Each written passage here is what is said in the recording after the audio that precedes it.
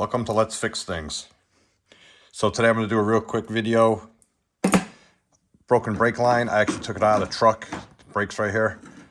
I actually already took this is a factory piece, so it has all these custom bends in it all the way through with the braided line and the flexible line all built in. They don't make them anymore, and if they do, you got to buy the whole truck off aftermarket, and that's about $300 or roughly about there.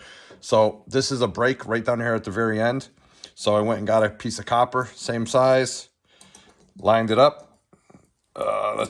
Lined it up. This piece here just goes in to clip onto the truck, which I'm not worried about because it clips over here and over there also.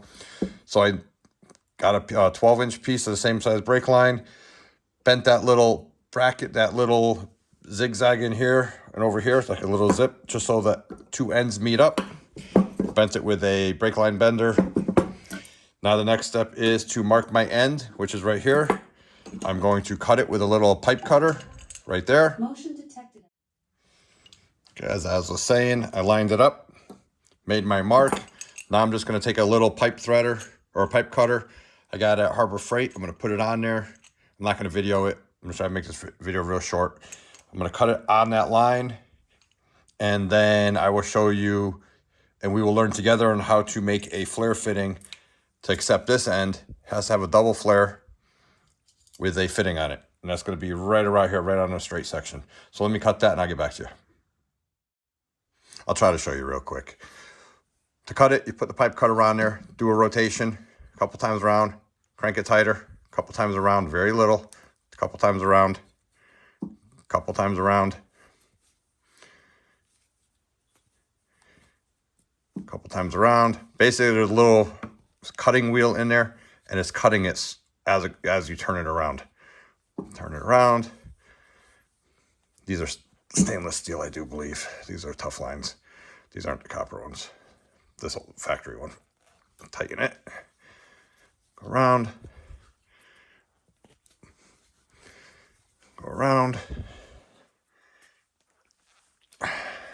Go around. And there you go. All right. So now once you have it cut, there could be some inside there shortened out or collapsed in because the blade keeps getting smaller and smaller, and that's what cuts it. So I got a little ream. Let's put it in there. Just ream that end out. It's just a little pipe ream, has sharp metal basically. You don't have to do this, but I have the tool, so I do it. And then without getting brake fluid in your mouth, blow in the other end. My air compressor is not on, so, but do that. Try not to swallow. Too much brake fluid. And then that's ready for putting the fitting on and taking the next step. Probably the most important step, which I have done numerous times in the past, is forgetting to put the part on, the threaded part. So make sure you know what size you're going into. On the truck, I have a female adapter that goes male to male already at that junction where the two pipes meet like this. So that's already on there. So now I need this put on the good pipe before I put it on before I compress this. So this is gonna go on here. I got some black paint coating on here I got to take off. I'm going to take a torch and just burn that off. That's all undercoating and anti-rust coating. I don't know if you can see in the camera, but I took the torch, heated it up, and just wiped it off with a paper towel. Just this end part here where we'll be working. Take the fitting, put it on there. Make sure you have the fitting on there before you crimp it. Once you crimp it, the fitting's not going to fit. Can't get it on there. All right? Let's get the crimping stuff out. Let's see if I remember how to do this. It's been a few years. All right, this is the fitting. This is the piece I need to put the double flare on. My fitting's on there. I do believe this is 1/4-inch pipe.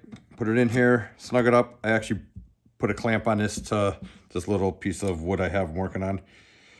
Put that about there, so it's flush with the top of the die.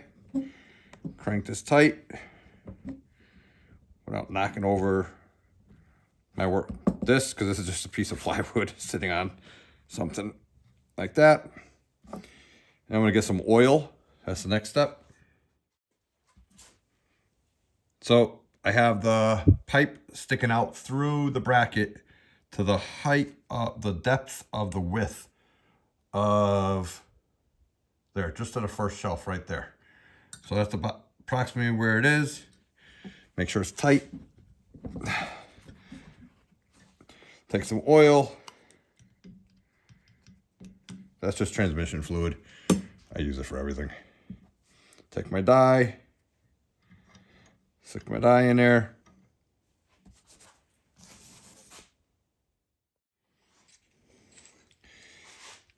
Take this tool. Looks like this. Put it on there like that. Back it out. Put it over your pipe. There's a centering point on both. And now you're going to slowly tighten this down. I'm not sure if you can be able to see. As low as my camera goes. Let me zoom in like that.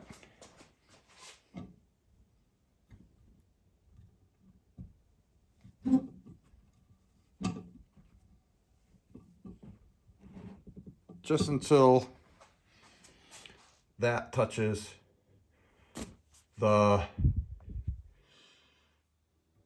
frame there. Slowly turned it down.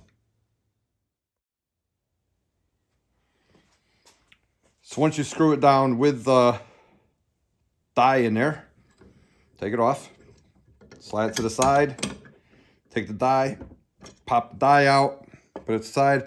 Now you can see it actually made a cone, an actual cone this way and in. It's kind of hard to describe, but it's kind of like that. And then next thing you're gonna do, I don't even know if you saw any of that because I can't see the camera. But anyways, so next thing you're gonna do is you're gonna take the tool without the die, just a point, put it in there, center it, slowly bring it down, make sure there's oil on it, make sure it's lubed up a little bit, and then you're just gonna slowly crank this down until it fills in that whole cone on the tool, on the base tool. And that's it, doesn't take much. Take it off, inspect it. Looks nice. I think I'm gonna go a little bit more. Put it back in there. Try to do this without knocking everything over. Like that, that's nice and tight. Back it out. That comes off.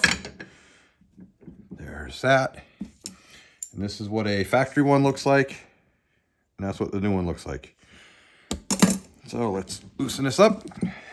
And you have to get this really tight. So I actually use my adjustable wrench. Otherwise the pipe just keeps getting pushed out the bottom.